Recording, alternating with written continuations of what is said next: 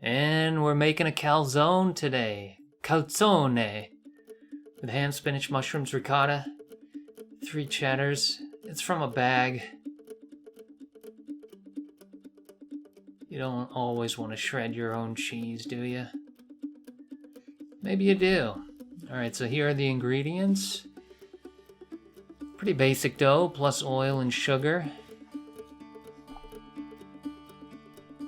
Sugar, yeast, some Italian seasoning, or nothing. Either way is fine. Get that all mixed up. And your water and your oil. And there we go. Mix it all together. You can do it by hand. You can do it with a hand mixer. You can do it with a stand mixer. That's about it. But most of the work will be done by time. So give it a little knead. It doesn't need a knead, but it'll kind of help get the whole process underway. You want to cover that up, let it sit for a few hours.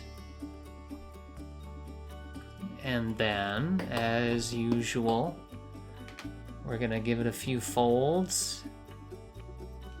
Help to develop that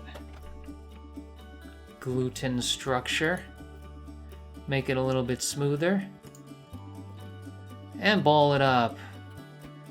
And then cover it up in plastic wrap to keep the moisture in. Otherwise, you'll end up with a dry, crusty dough. Nobody wants that. Stick it in the fridge. 1 day, 2 days, 3 days. I use this after 2 days. A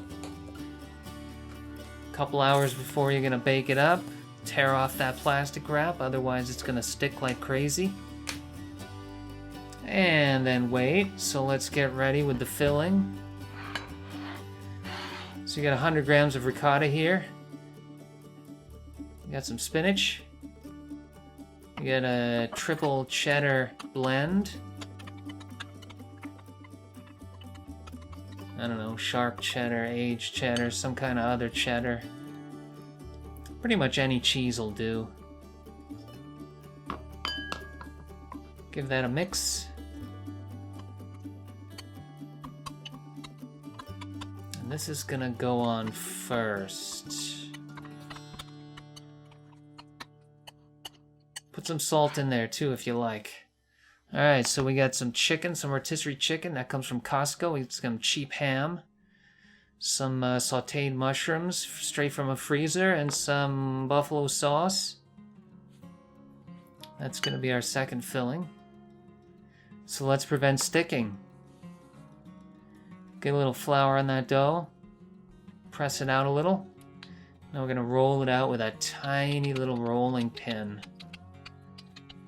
Now this dough was a little elastic, so it took a while. If you find it to be too springing back too much, just let it rest. It might need some rest. Yeah, keep rolling it out. Roll it out, roll, roll, roll. Until it's, you know, the size you want. So slap on that cheese mix first. Only on 1/2. Don't do it like a pizza. Keep it on 1/2 and stay away from the edges. Otherwise, the edges are going to be wet and they're not going to close. If you think it's too much filling, don't use it all. Use it for something else.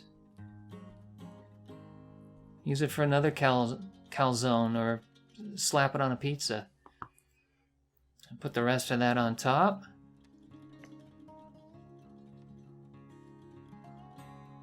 Again, staying away from the edges. It's probably enough. And fold that bad boy over. Stretch it out and fold it over. Yeah, there we go. Kind of pinch it shut. There are more fancy ways of doing this, but yeah, whatever. I'll try that next time. Fold it over. That'll help create a better seal.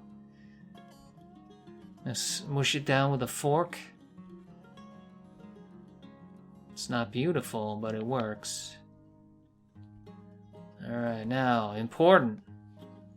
Cut a few slits on the top. If you don't do that, it's going to explode. Filling's going to burst all over the place. You don't want that. It'll make a mess. Nobody's going to be happy. Put it in a pan.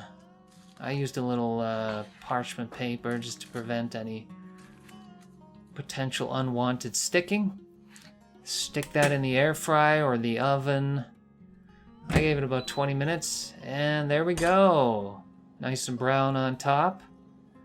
No leakage. No explosions. Let's see what that looks like inside. Let's chop it in half.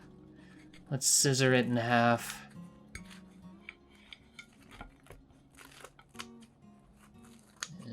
There we go. Alright, so you can see our internals there. It's not too bad. Yeah. Cheesy, meaty, hammy. Yeah, this was pretty good. I give this about an 8 out of 10. Delicious. Alright, enjoy.